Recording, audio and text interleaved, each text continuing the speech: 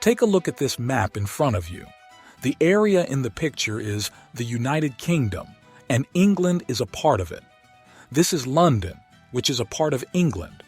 As for the small area, it's the City of London, and these are its boundaries. Pay attention to the difference. This is Greater London, and this small area is the City of London. Behind it lies a fascinating story.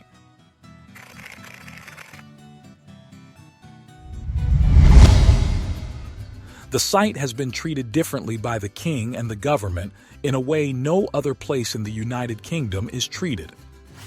It wouldn't be an exaggeration to say that this small area controls about half of the world's financial and banking transactions, with a significant impact on British politics and the global economy. What's even stranger is that the city governs itself. The companies within it elect the Lord Mayor of the city annually.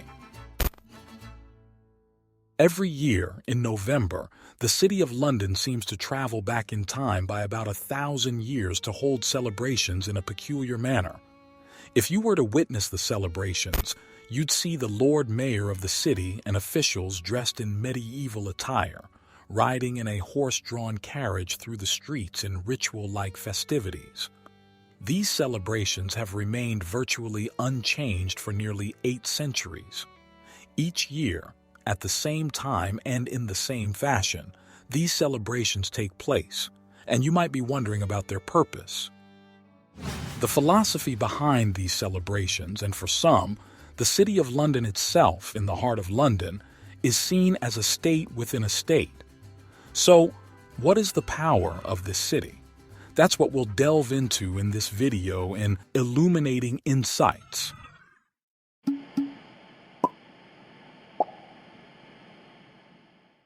When we say City of London, we are talking about the small area located at the heart of Greater London. It is the oldest continuous democratic municipality in existence today, predating the British Parliament itself. It was founded by the Romans in the year AD 43 and has, to some extent, retained its boundaries to this day.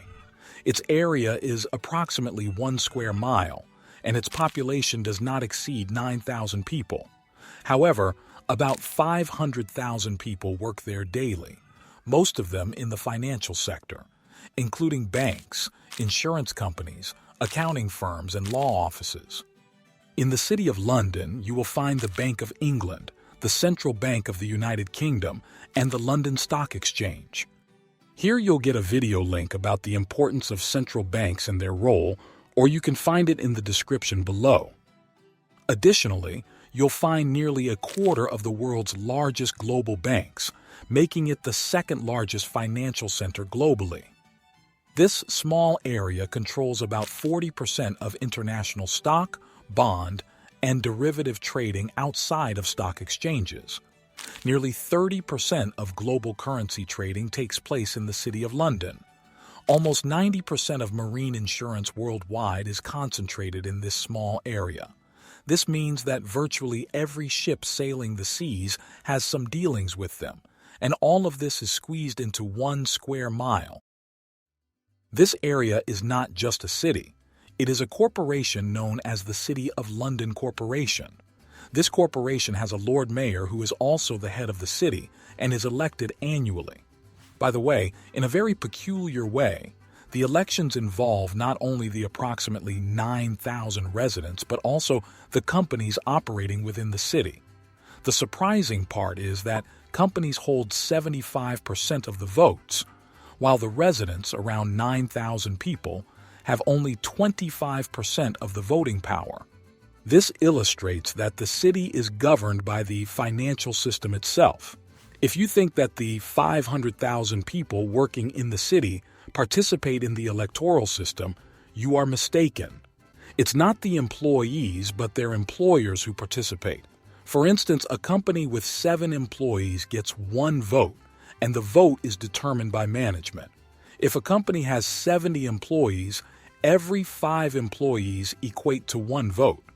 These votes are allocated by the management, not the employees themselves. This means that the very companies present in the City of London are the ones participating in these elections, not the employees who come from outside.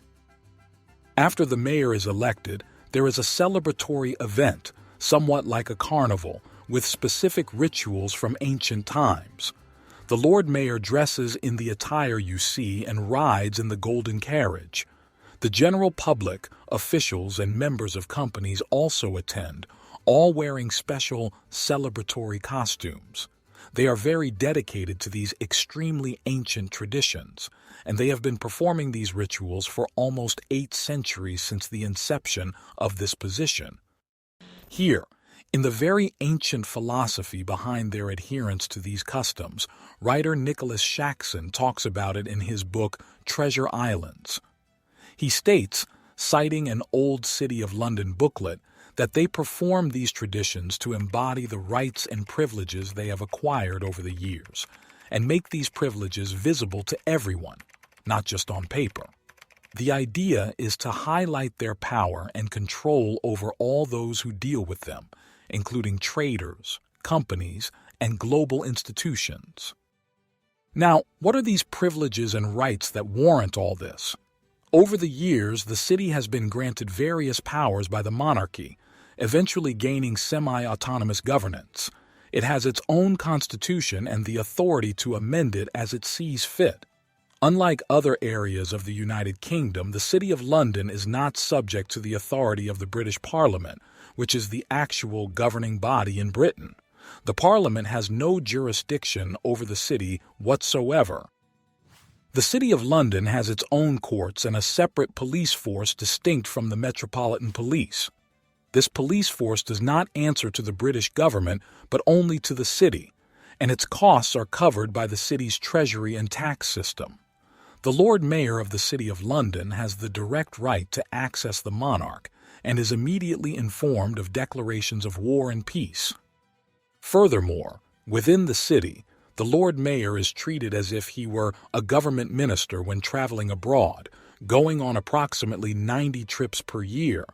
Even the monarch, when approaching the city's boundaries, cannot enter without the permission of the Lord Mayor. Some argue that this requires a formal invitation for the monarch to enter the city, while others say it's not a legal requirement but rather a matter of protocol.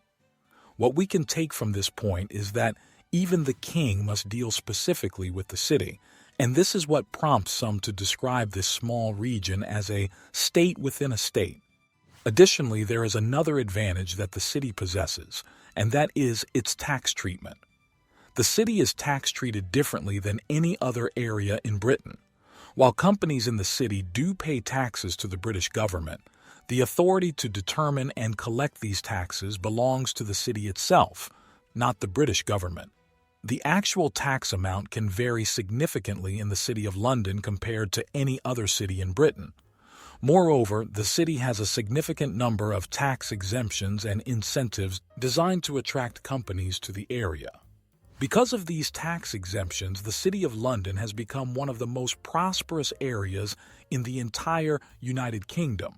However, this prosperity has also opened the city to criticism, as some perceive it as an isolated island within Britain, a haven for tax avoidance, not only for companies from all over the country, but also for international corporations seeking favorable tax treatment.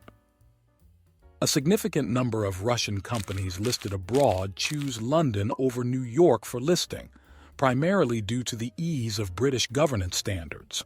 Some perceive these standards as somewhat more lenient compared to the United States. This leniency has led major financial institutions in the United States to establish offices in the City of London as well, to take advantage of what some see as a more permissive regulatory environment. To feel more the power of this city, some believe that the global financial crisis of 2008 had its repercussions worldwide, and London, with its perceived leniency, played a significant role in it according to some viewpoints. The last monarch who considered revoking the city's privileges faced an unpleasant outcome. In the next episode, for financial and economic history enthusiasts, we'll talk about it. Subscribe and like the video to join us, and get deep into the City of London Corporation, How did it obtain the great privileges and power that we talked about in today's episode? Thanks for watching.